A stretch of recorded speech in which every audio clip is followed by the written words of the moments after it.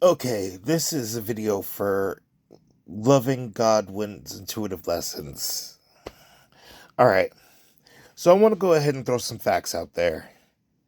And I want you to go ahead and determine what role ends up going ahead and fitting. Because the fucked up thing is, I was raised in a house full of females.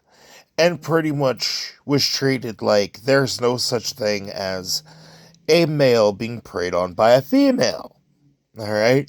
Which I now understand was being groomed and conditioned to be preyed on. Alright? So, now keep in mind, technically, I gave consent despite the factor of not being able to give consent on this, right? When I was 15 years old, I ended up losing my virginity to an 18-year-old in New York State. Now, here's the thing, though, alright? In New York State, the age of consent is 16, not 15.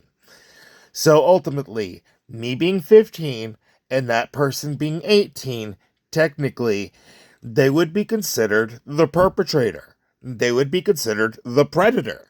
And the school did not want that being known because it ended up happening at a school-sanctioned event. Alright? Here's another example in that situation, okay?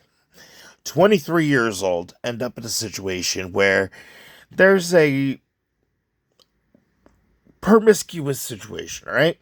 Well, needless to say, ultimately me and two other people end up in, being invited over by somebody who was allegedly 10 years my senior. Alright? Now here's the thing. They lied about their age by 10 years. Alright? So I was 23 and they were in their mid-40s. Alright? Now apparently when they ended up getting asked about why they did it, their reason why was because, quote unquote, I wanted to see if I still got it. Alright? Now, where I end up moving to, alright?